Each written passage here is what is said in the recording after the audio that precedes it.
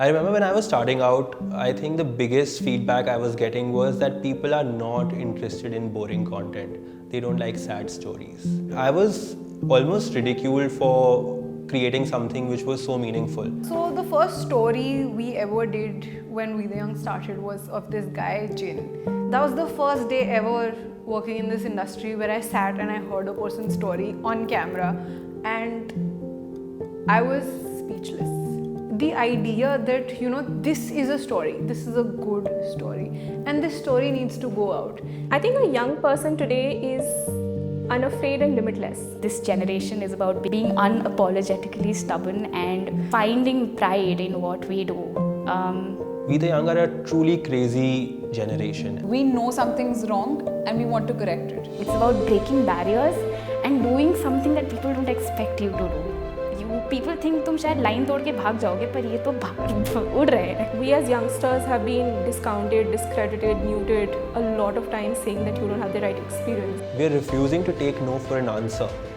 The only reason being that we are aware about so much more and we want to act on it. We are not rigid anymore. When there is a group of people who are ready to accept you for who you are, it feels nice. It feels like you are actually a part of this one big tribe, and you are welcome. We all want a common change. We all want to bring out stories that matter. We all want to bring about stories that people need to hear but are not reaching them. And I think it's only fair to listen to these voices that are coming from a country that has the world's largest youth population.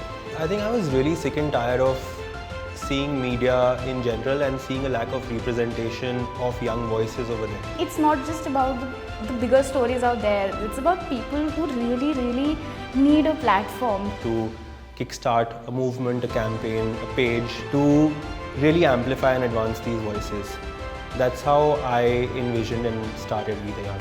On some days we're talking about menstrual health, on some days we're talking about mental health, on some days we're talking about sexual abuse, some days we're talking about the life of a drag queen. I've been on roads, I've spoken to people who probably mean nothing to the crowd, but everyone has a story, everyone has so much inside them. We're the outlet. And just to realize that your stories are reaching 10 million people every month, they're touching lives in some way or the other, is something that is truly rewarding about doing what we do.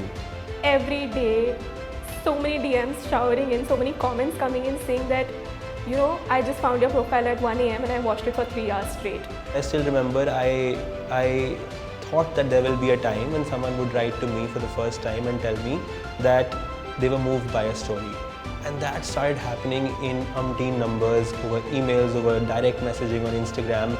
There's this child sexual abuse story that we had covered. Very recently we got in touch with the survivor again, and she told us through our story, somebody had reached out to her saying that she's also in a similar situation.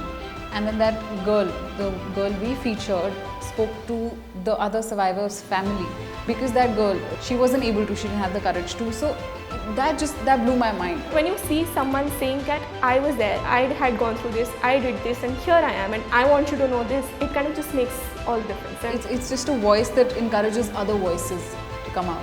We have seen our previous generations sitting on things for years and eons and not acting and doing something about it. So the medium of young people, those things are getting voiced out. And that's how change happens. When people make a noise, someone listens to it, and then someone acts on it. And we at We The Young, we're not going to stop till we reach there.